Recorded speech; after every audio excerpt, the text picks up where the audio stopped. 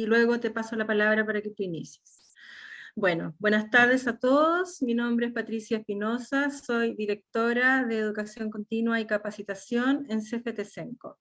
En esta oportunidad tengo el agrado verdaderamente de invitarlos a este webinar donde vamos a hablar de todas las transformaciones que están hoy día principalmente influenciando de ahora en adelante el sector público, y hemos invitado a una persona, a un profesional de gran experiencia, con gran trayectoria, no solo en gestión, sino también académica, como es Eduardo Araya Moreno, administrador público, quien ha tenido participación en importantes proyectos académicos en la Universidad de Valparaíso, por ejemplo, desempeñando roles de docente, de director académico de Magíster de Gobierno y Gestión Pública. También se ha desempeñado como vicerrector académico en la Universidad de la República, en la Universidad de Chile, como profesor asistente y director del Departamento de Gobierno y Gestión Pública, y así sumamos muchísimas más experiencias. Sin más que decir, te damos la más cordial bienvenida, Eduardo, y muy agradecidos de que compartas con nosotros tu experiencia y tus conocimientos. Te doy la palabra. Gracias, Patricia, y en primer lugar un saludo para todos los que están acá y también un agradecimiento por la invitación. No es tan frecuente hablar sobre el futuro. Normalmente uno habla sobre el futuro a propósito de temas muy personales, pero hablar sobre el futuro de la administración es un poco más complejo. En realidad tendríamos que ponerle algún tipo de limitante temporal. Pero voy a ir directamente, digamos, al tema. Quiero que me permitan compartir con ustedes algunas ideas en la diapo. Vamos a ver ahí. Y por acá.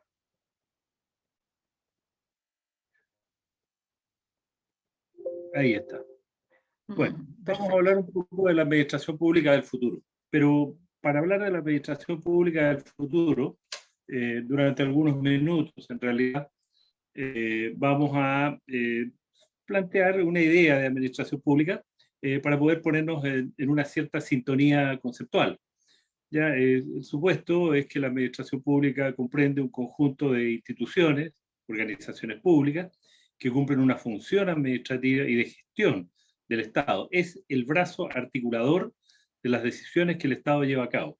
Para eso necesitan tener personalidad jurídica y también actuar no solo, digamos, acá en el centro, ¿no?, en las 10 manzanas en donde está la administración del Estado, sino que también a lo largo de todo el país. Ustedes van a encontrar la administración pública en un puesto fronterizo cuando vienen llegando al país, o la van a encontrar en los lugares más alejados, más increíblemente alejados.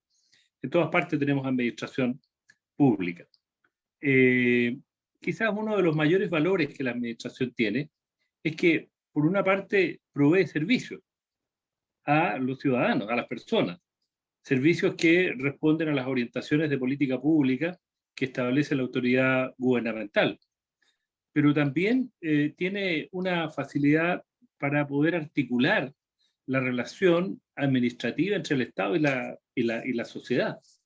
De tal manera que la administración pública es una cara, es un ente que está en permanente interacción con los ciudadanos para las más diversas cuestiones, para efectivamente entregar servicios, para dar autorizaciones de ejecución de determinadas actividades, para fiscalizar, etc. Hay una multiplicidad de formas en que la administración actúa. Ahora, si tuviéramos que ubicarla dentro del Estado, obviamente depende del Poder Ejecutivo. Y desde ahí entonces está en permanente interacción con la ciudadanía. Pero dicho eso, entonces, podemos entrar a ver que las maneras de actuar de la administración son múltiples, ¿no? Encontramos a la administración pública en los hospitales, en los servicios médicos, la encontramos en la fiscalización de los carros de los estudiantes, la encontramos verificando si existe o no riesgo para la salud de las personas en una corriente de agua, la encontramos revisando que la tala de árboles se ajuste a la ley, a las normas, la encontramos preocupada en los temas de hoy y del futuro, como por ejemplo el teletrabajo, la encontramos preocupada de verificar que se proteja el bosque nativo y se proteja la biodiversidad, la encontramos preocupada de las condiciones laborales que de pronto tienen ciertos trabajadores, la encontramos en las bibliotecas públicas, la encontramos en el tema de migraciones, en distintas formas a través de las cuales las migraciones hoy día se expresan. La encontramos preocupada de la política fiscal, cantidad de dinero en la economía, de los salarios, del campo laboral. La encontramos preocupada de que efectivamente el comercio se desarrolle de una manera tal que contribuya a generar condiciones de bienestar. La encontramos preocupada del juego y de los casinos a través de la superintendencia de casinos. La encontramos promoviendo actividad empresarial a través de las pymes, a través del inicio de actividades para convocatoria de recursos, a veces concursables. La encontramos preocupada del desarrollo económico y particularmente de la actividad productiva del cobre. La encontramos preocupada de la riqueza marina, forestal, etcétera. La encontramos preocupada, digamos, de las relaciones exteriores. Nuestro país es un país que tiene mucha frontera y es un país que tiene, a pesar de la lejanía en la que está ubicado, relaciones internacionales muy activas. De tal manera que, y también la encontramos preocupada de los problemas del presente y que ya nos proyectan, digamos, hacia el futuro. Es decir, tenemos administración en muchas partes, de tal manera que la administración es multidimensional, es polifacética. Hay un campo de exploración de lo que son las relaciones sociales allí de la mayor importancia, de lo que son las normas jurídicas, de lo que es el Estado como sujeto económico, de lo que es el Estado como un terreno en disputa por parte de los políticos, etc. Hemos tenido en los últimos años, para poder saber a dónde vamos, tenemos que saber de dónde venimos, básicamente algunos elementos que me permito compartir: una internacionalización creciente, que es cada vez más aguda, más intensa, una modificación más profunda en la matriz tecnológica, cambios políticos de la mayor relevancia y una cuestión que es fundamental: el incremento de la población mundial y de las necesidades humanas en una espiral que resulta cada vez más tensionante para los tomadores de decisión. En el caso chileno, desde la década del 80, nosotros estamos asistiendo a reformas importantes, reformas que tuvieron como base el consenso de Washington, que ya sabrán ustedes. La segunda generación de reformas que estuvo orientada a recuperar el rol del Estado.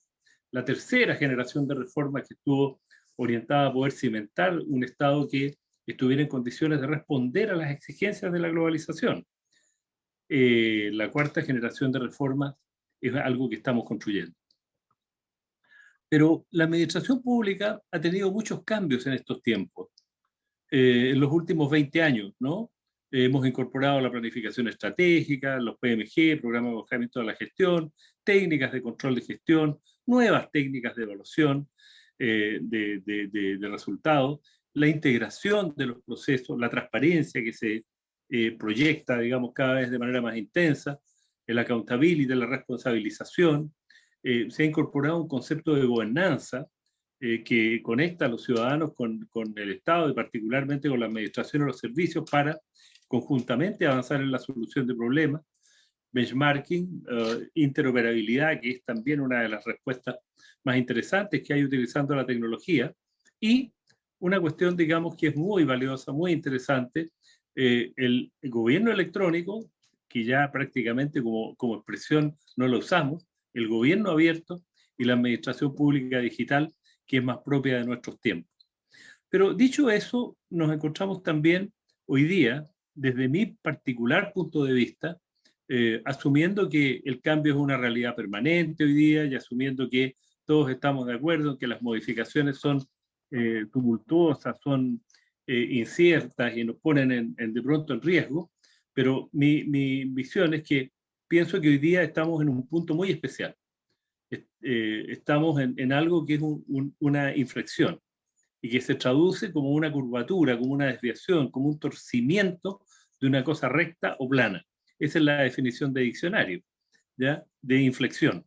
Nosotros estamos en una inflexión en este proceso. ¿Y por qué estamos en una inflexión en este proceso? Porque estamos asistiendo a una dramática y cada vez más intensa incorporación de la tecnología en la vida de las personas y en la vida de los estados. No obstante eso, si no se distingue bien, esos son miles de personas que están tratando de protegerse del sol o mirando algo hacia adelante. Tenemos que responder como administración a las miles de personas a los millones de personas que están buscando un futuro, que están buscando mejores condiciones de vida, que están buscando un adecuado pasar por este mundo. Y ocurre que con esa magnitud de personas, hoy día pensemos no solo en la administración pública chilena, nosotros seguimos siendo 18 millones de habitantes y seguimos teniendo problemas, pero piensen ustedes lo que significa la gestión pública en la India, digamos, o en China, con sus 2.500 millones de habitantes ahí reunidos en un espacio geográfico que es bastante reducido para el volumen. Pensemos en la administración pública en países africanos o en los países desarrollados, donde efectivamente hay una posibilidad de poder incorporar cada vez mejores mecanismos, procedimientos, prácticas en la administración. Pensemos en la administración como un fenómeno global. Nos exigen hoy día cada vez más atención personalizada. Nosotros tenemos que atender, tenemos que generar servicios y todo el producto que la administración pública entrega de una manera tal que se incorpore la perspectiva de derechos. Aquellos que están ahí en la fotografía dejaron de ser asistidos, dejaron de ser pacientes, dejaron de ser súbditos, en una palabra. Son sujetos con derechos y por lo tanto nuestra respuesta tiene que ser la respuesta que se le otorga a un ciudadano que cuando acude a la administración está ejerciendo sus derechos. Y el que ejerce sus derechos los ejerce en frente de un servidor público, no de un reyesuelo público. De ahí que sea tan importante, digamos, particularmente para nosotros, para los funcionarios, cambiar el switch, ir cambiando, digamos, nuestro enfoque, cambiando nuestra cultura. Porque estamos otorgando un servicio a quien es el dueño del Estado, a quien es el dueño de esta organización política, el soberano. Esos son nuestros usuarios. Y eso tenemos que hacerlo con la mayor calidad posible. Y tenemos que hacerlo hoy día con la mayor transparencia posible. Y para eso, con ellos, seguimos contando con una maquinita que en realidad nos puede pasar malas jugadas si es que no la vamos aceitando, si es que no la vamos adecuando, si es que no vamos cambiando los procesos. Y seguimos funcionando, digamos, con las lógicas del pasado. En realidad, la administración ha cambiado significativamente en los últimos 20 años y seguirá cambiando en el futuro, buscando, elevándose, trepando, en suma, para encontrar nuevas expresiones, nuevas formas, nuevas maneras de hacer. Es una administración pública en donde hoy día el desarrollo tecnológico puede efectivamente incorporar facilidades para la gestión que son de la mayor importancia y de la mayor envergadura. Estamos enfrente de un desarrollo tecnológico sin precedentes en la historia. A eso aludo con el punto de inflexión. En un mundo en que vamos a estar conectados absolutamente. Imagínense ustedes lo que significa, por una parte, la cuarta revolución industrial. Klaus Schwab, precisamente no estoy seguro si del Banco Mundial o de algún otro órgano similar, planteaba que se nos venía encima un mundo extremadamente complicado desde ese punto de vista. Complicado no porque no pudiéramos tener caminos de salida, sino que porque íbamos a estar enfrente de cambios que son cada vez más intensos. Íbamos a tener cambios que nos fusionan el mundo físico con el mundo digital y el mundo biológico. Y van a impactar en todas las disciplinas. Ya lo están haciendo, ¿no? De pronto uno habla de esto y dice, no, pues sí, ya ocurre, pero va a ocurrir de manera mucho más intensa, global e impactante. en el campo de la economía, en el campo de la industria, e incluso desafiando lo que significa el ser humano. Y estoy pensando en estructuras cyborg. Eh, Existe un consenso en general en los investigadores que la naturaleza fundamental y global de esta revolución va a afectar a todos los países, a todas las economías, a todos los sectores y a todas las personas. ¿Saben lo que es definitivamente una paradoja en todo esto? Que estamos viviendo con un deterioro ambiental que es cada vez más agudo. Obviamente, digamos, esfuerzos se han hecho, ¿no? Ustedes caminan hacia el norte y ven la cantidad, digamos, de torres productoras de electricidad utilizando la energía eólica, etcétera. Eso significa un avance gigantesco, pero estamos hoy día prácticamente en los límites de la capacidad del planeta para sostenernos a todos, producto del deterioro ambiental en el cual hemos llevado al planeta. Pero enfrente de eso estamos con la mayor capacidad tecnológica que el ser humano ha tenido a lo largo de toda su corta historia. Y en esta corta historia ha deteriorado el ambiente a situación extrema y por otro lado ha desarrollado tecnología de una manera increíble. Y entonces es probable, y eso sería lo maravilloso, que esta misma tecnología nos pudiera dar los caminos de solución para reducir cada vez más este deterioro ambiental e iniciar de una vez por todas la recuperación de nuestro planeta. Fíjense ustedes que en esta revolución industrial hablamos de bots, de chatbots, hablamos de robots, hablamos de data science, hablamos de análisis de preferencias, de análisis de sentimientos, hablamos de investigación artificial, hablamos del Internet de las cosas, del IoT que le llaman, y que nos va a hacer vivir en un lugar donde vamos a poder controlar el lugar donde vivimos, nuestro departamento, nuestra casa, con tecnología a distancia, obviamente. Estamos con muchos ejemplos que ya están sobre nosotros, ¿no? Y que quizás arrancan desde la época de la planificación estratégica, cuando empezamos a hacer planillas para planificar.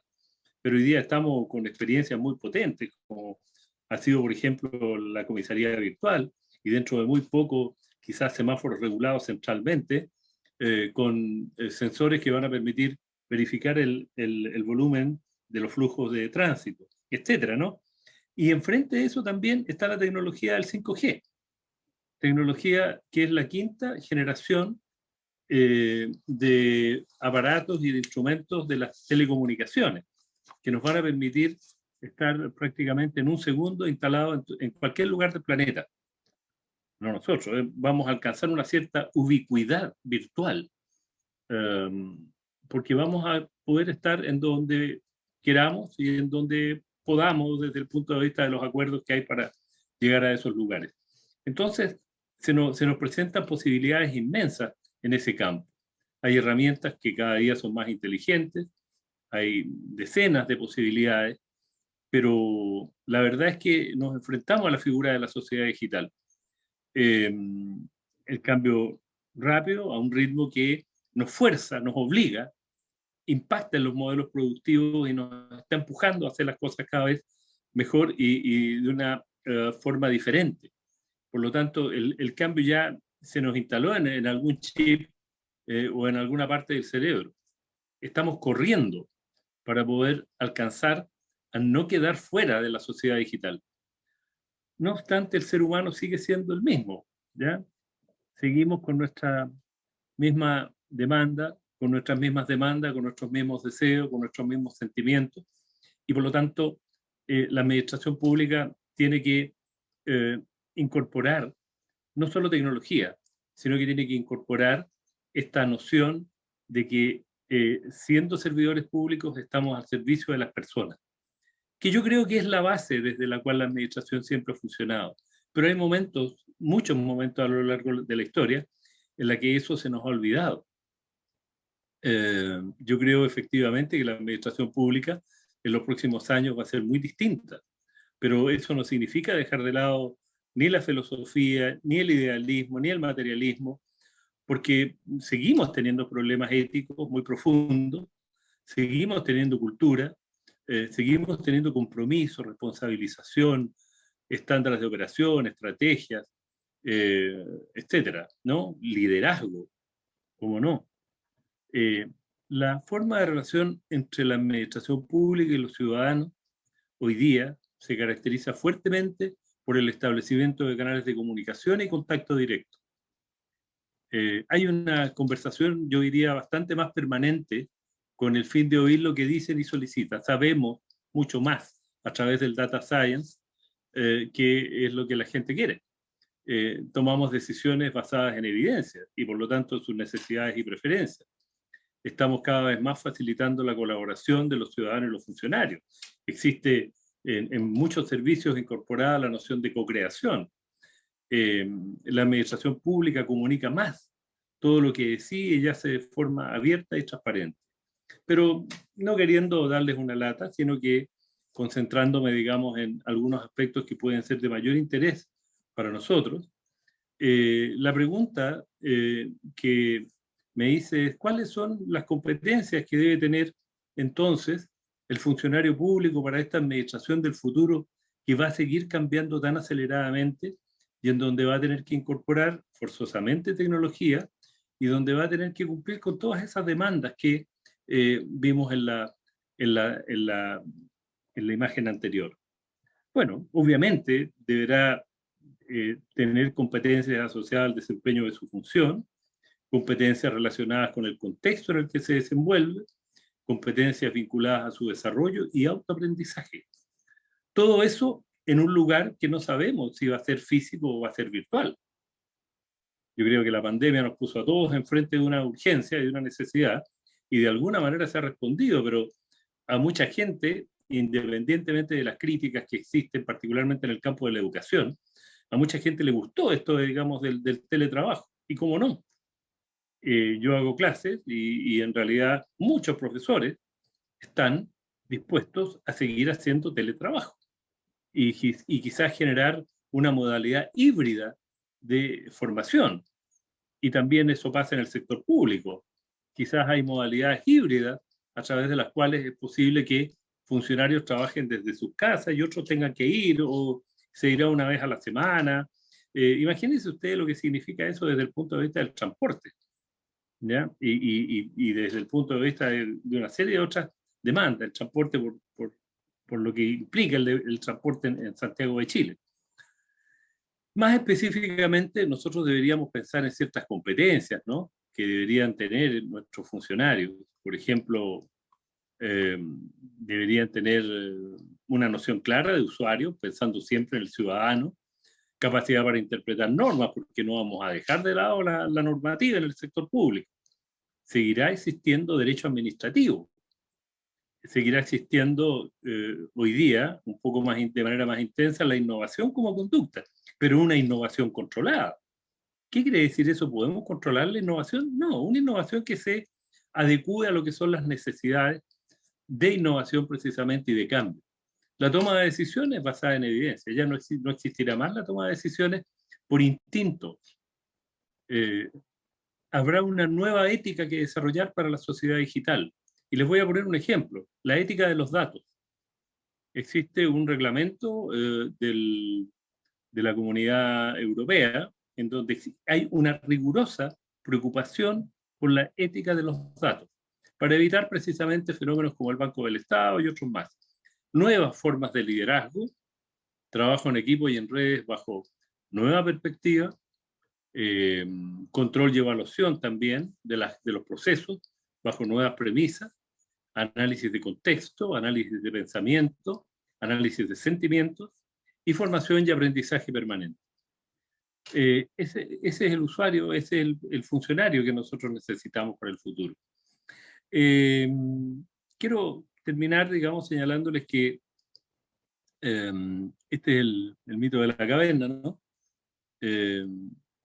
Con un par de personas que están conversando ahí en plena caverna, donde llega el que se había liberado y le dice: dejad que os libere y os mostraré la realidad.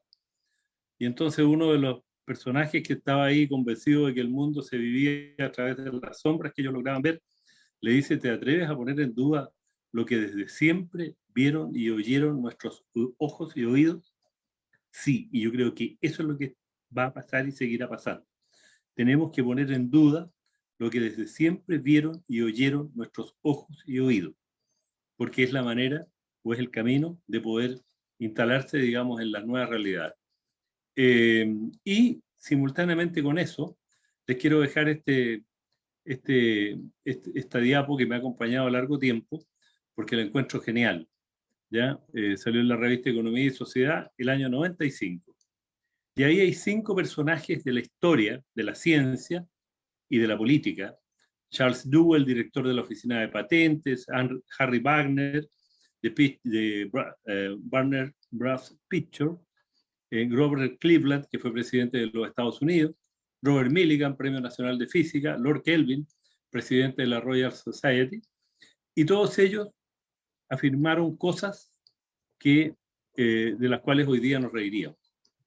Y ellos eran personajes del mayor respeto académico y científico, pero se equivocaron. ¿Por qué? Porque fueron escépticos. La administración pública no será para los escépticos. La administración pública no será para aquellos que creen que van a seguir haciendo lo mismo durante toda su vida. Esa figura del funcionario que entraba a los 22, 23 años a trabajar y se iba a los 60 años con un relojito en el mismo servicio público y habiendo hecho casi lo mismo siempre, esa figura desapareció y no vendrá más. Entonces, tenemos que comenzar a pensar en cuáles son nuestras responsabilidades como funcionario público. No solo los que están afuera, no solo los usuarios. Hay una responsabilidad con uno mismo. Y esa responsabilidad con uno mismo tiene que ver fuertemente con la capacitación y la formación para hacer cada vez una mejor administración, entregar un mejor servicio y tener un mejor Estado. Dicho eso, a modo de cierre, quiero comentarles, digamos, e invitarlos a ser parte de los diplomados de CFT Senco y particularmente de algún diplomado que alude específicamente a los temas públicos. Muchas gracias. Te cedo la palabra, Patricia. Muy bien, muchas gracias, Eduardo. La verdad que es tremendamente interesante poder escucharte en esa suma de conocimiento, pero también de experiencia, y que de manera tan práctica muestra de alguna manera la invitación a adaptarnos a este nuevo entorno y entonces prepararnos para ello por medio del desarrollo de competencias, pero también por medio de la toma de conciencia de este contexto que ha cambiado, que también es un tema que ayer abordábamos cuando hablábamos de liderazgo y en tiempos de cambio, de transformación y cambio, ¿sí? Entonces, el sector público ya viene con una serie de transformaciones hace un tiempo, lo hemos conversado, ¿verdad? En la política pública, cómo ha ido modernizándose la gestión pública, la gestión moderna, ¿cierto? Todo el tema de las buenas prácticas laborales, pero sin duda hay muchísimo más que se va a ir modificando, y para ello es relevante que quienes se desempeñan en el área pública se preparen, que aprendan que se atrevan a pensar fuera del marco, que vean nuevas posibilidades, nuevas formas de hacer las cosas, y desde ahí eso implica, como tú bien lo dices, desarrollar competencias, nuevas competencias para situarse en un nuevo entorno, para poder mejorar su desempeño, ¿cierto? Pero también para ejercer los diversos roles que van a ir desarrollando, y con ello cumplir con la misión, que es poder dar un mejor servicio a la ciudadanía y al desarrollo del país. Así que muchísimas gracias, Eduardo. Yo en este minuto solamente reforzar que tenemos una oferta de diplomados bastante interesantes que han sido diseñados en este entorno de cambio, con este contexto, y que contamos con docentes tan ilustrados como Eduardo Araya, y que van a aportar no solo con sus conocimientos, sino también con su experiencia, Y entonces que todos aquellos que quieran sumarse, el 5 de abril comenzamos las clases y los invitamos a matricularse o a conseguir información en el mail sc@cftsenco.com. En este momento, dado que nos quedan todavía algunos minutos, les vamos a dar la palabra a las personas que están presentes, si tienen la posibilidad de hacerle alguna pregunta al experto, o también comentar, por favor, pueden abrir sus micrófonos y podemos conversar en estos minutos. Sí, buenas tardes. Buenas tardes. Buenas tardes. Me gustaría hacer una consulta a don Eduardo. Hace poco tiempo atrás yo me enteré que el Servicio de Impuestos Internos está con un trabajo sobre el desarrollo de carrera funcionaria, ¿no es cierto? En la parte profesional y que ya, por lo que tengo entendido, entra mucho el cargo, la postulación al cargo por la alta dirección pública o por el servicio civil, tengo entendido. Eso lo encontré algo bastante novedoso, digámoslo así, en el desarrollo de carrera funcionaria en el ambiente público, y quería saber si esa perspectiva que ha iniciado el Servicio de Impuestos Internos se ve como que en Chile siga esa misma trayectoria, si van a haber otros servicios que sigan esa trayectoria y en cuanto al desarrollo de carrera funcionaria. Me gustaría conocer su opinión con respecto a eso. Bueno, sí, el sistema de alta dirección pública surgió por allá por el 2004, 2005, como un mecanismo orientado precisamente a poder incorporar en los altos cargos de los servicios públicos, como el Servicio de Impuestos Internos, que es uno de los que no está en el sistema de alta dirección pública, pero en la gran mayoría de los servicios, los cargos de primer y segundo nivel, que se llama, es decir, el director y los que están inmediatamente debajo de él. ¿Qué es lo que se entiende, digamos, dentro de la jerga de la administración pública como los cargos directivos? ¿Ya? ¿Cuál era la finalidad? Poder, primero, reducir el impacto de la nominación política y dar curso a una nominación un poco más profesional y más técnica. Y la verdad es que eso yo diría que se ha conseguido en gran medida. No obstante, la designación política no ha dejado de estar presente. Lo que ha cambiado es que es muy difícil que un presidente o un ministro esté involucrado en la designación de alguna persona que no tenga los merecimientos técnicos pertinentes para ocupar el cargo. Independientemente de que le pueda hacer un guiño político, y a veces no solo un guiño, sino que tomarle la manito a veces, y ser parte, digamos, de una misma coalición, lo cierto es que hoy día encontramos un grupo de directivos públicos que son del más alto nivel técnico. Pero además de eso, estos servidores públicos tienen que firmar un convenio de desempeño, que es algo así como el contrato. Entonces, en ese convenio de desempeño se establecen las metas que el directivo tiene que cumplir dentro de los 3 años por los cuales es contratado.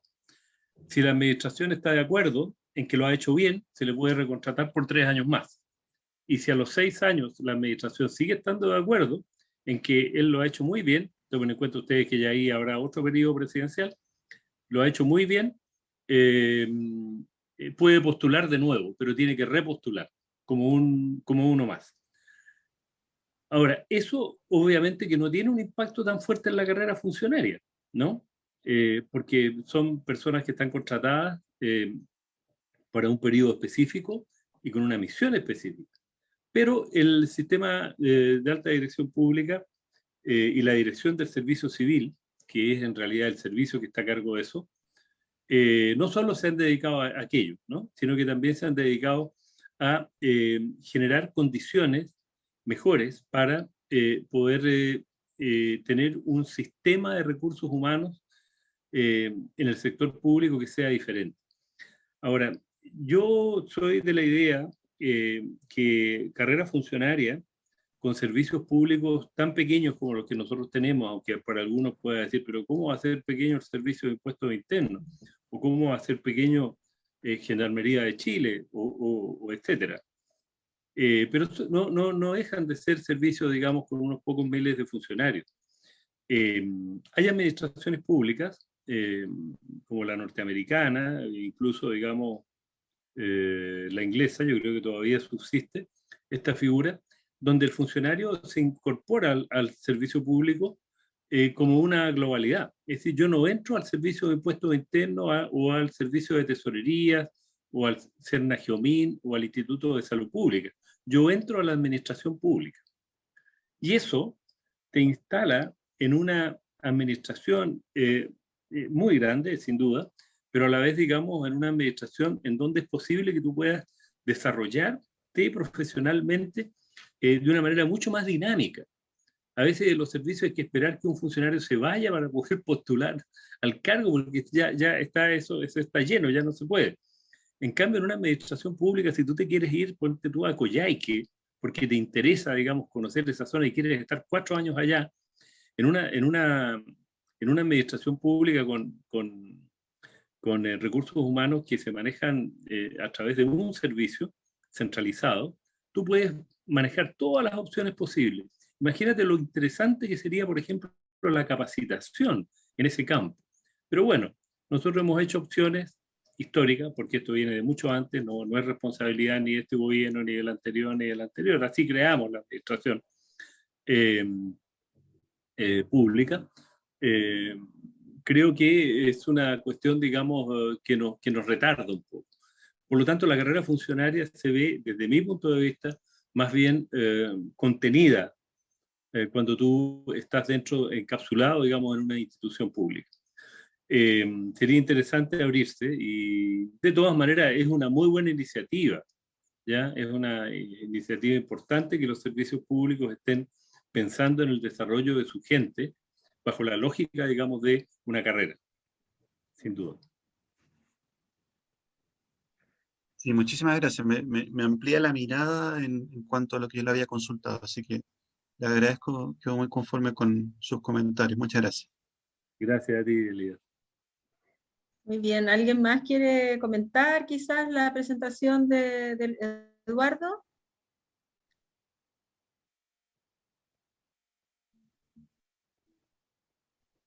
Están todos muy calladitos. Están todos muy calladitos. Aprovechen de hablar con él, que está acá con nosotros.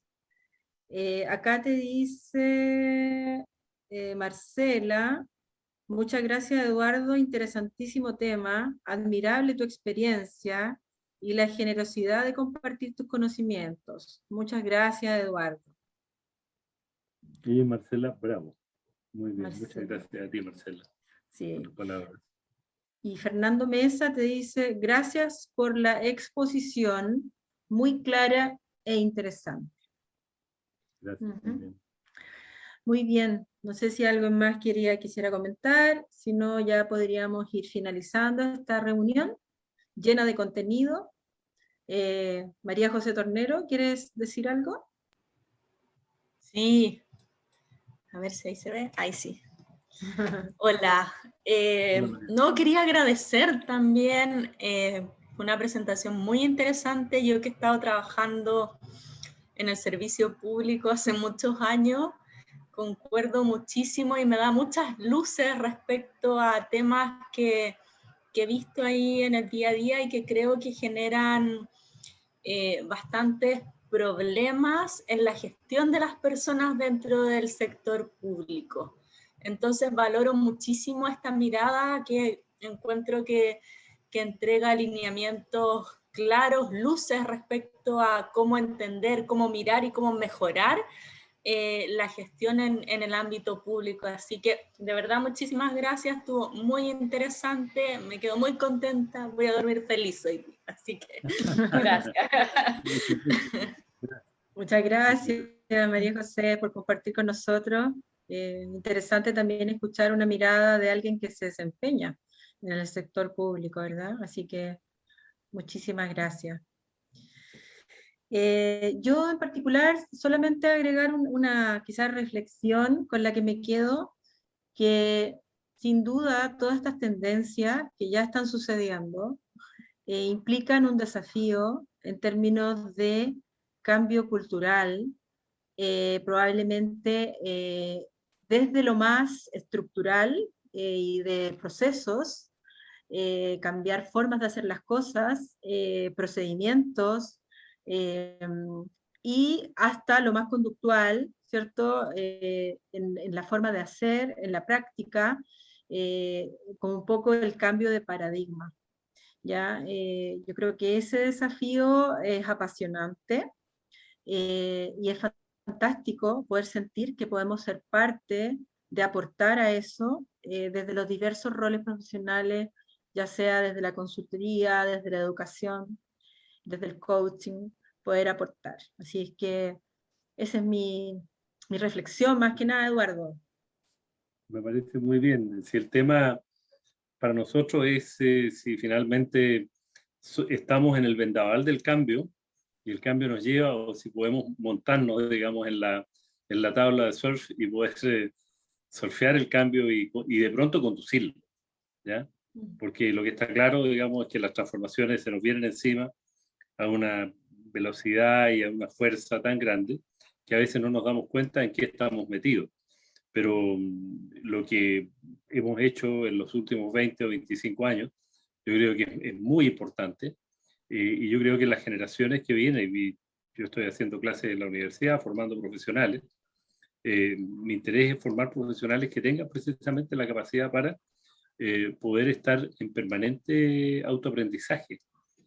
Se nos acabó la posibilidad absolutamente de aquel que estudiaba una carrera y después podía descansar tranquilo ya de los frutos que su carrera le daba, porque el conocimiento queda tan rápidamente obsoleto, técnicas nuevas aparecen a cada rato, procedimientos, maneras de hacer, y entonces la única posibilidad es estar permanentemente volviendo al aula,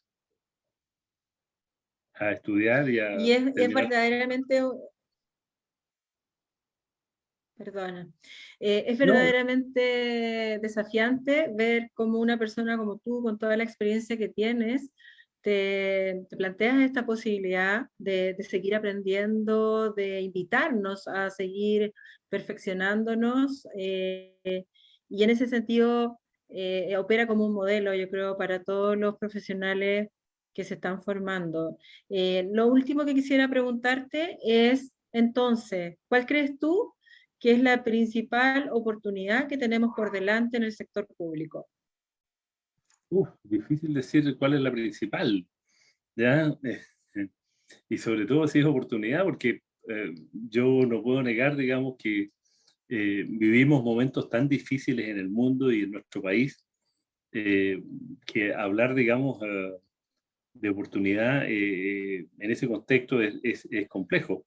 Pero yo creo que los problemas que estamos viviendo y las dificultades que estamos viviendo son precisamente la principal oportunidad. Creo que me compro absolutamente aquello de que las crisis son oportunidades, ¿ya? Y yo creo que esta crisis nos tiene que llevar, digamos, necesariamente a construir un mejor país y también, obviamente, a construir una mejor administración pública.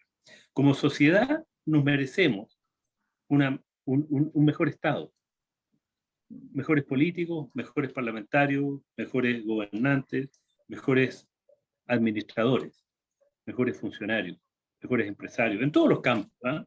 Esto no es un tema, digamos, solo de mirar a un lado. Yo creo que nos merecemos ser mejores como sociedad, como país. Y yo creo que esa es la mejor oportunidad que tenemos. Pero eso no se hace solo por desearlo, eso se construye minuto a minuto, día a día, se construye con esfuerzo, se construye pensando, se construye cambiando la manera de ver las cosas, se construye conociendo, capacitándose. Yo no hablé mucho de las sociedades complejas, porque eso era meternos en un campo, digamos, también gigantesco, pero la verdad es que hoy día a todos nosotros nos han quedado chicos las miradas de las visiones monodisciplinarias. Hoy día en la mañana estuve en una examen de grado, en donde eso quedaba muy claro, muy patente. porque el chico, siendo administrador público, habló de neurociencia, habló de temas digitales, habló de temas propiamente sociales, al más puro estilo de una sociedad, habló temas de la economía, pero entonces yo le dije, mira, esa es la mejor demostración de que vivimos en un mundo en el cual los enfoques parciales no tienen cabida. Tenemos que darle lugar a la diversidad, y la diversidad es complejidad. Así que es todo un desafío. Bueno, todo eso a propósito de la oportunidad, ¿no? Yo creo que en general yo soy un tipo optimista a pesar de los problemas que puedan ocurrir, y por lo tanto pienso que vamos a salir adelante. Pero tenemos que trabajar para eso. Muy bien. Muchas gracias. Entonces nos quedamos con este desafío de las sociedades complejas como una acción sinérgica, ¿cierto? Desde donde nos sumamos, donde nos completamos. Así es que, bueno, muchísimas gracias, Eduardo. Gracias por acompañarnos hoy día en este webinar. Agradecemos también a todas las personas que asistieron y que demostraron tanto interés en esta temática. Vamos a difundir este webinar para que llegue a más personas. Y bueno, los esperamos, ojalá se animen a venir a participar con nosotros en nuestros programas de diplomados, especialmente el de liderazgo y gestión pública, en el cual tenemos una matriz curricular maravillosa que justamente va a ayudar a poder prepararse mucho mejor para enfrentar estos desafíos. Sin más que decir, entonces, nos despedimos. Buenas tardes, que estén muy bien. Buenas tardes, gracias a ti, Patricia, y a todos los que estuvieron acá.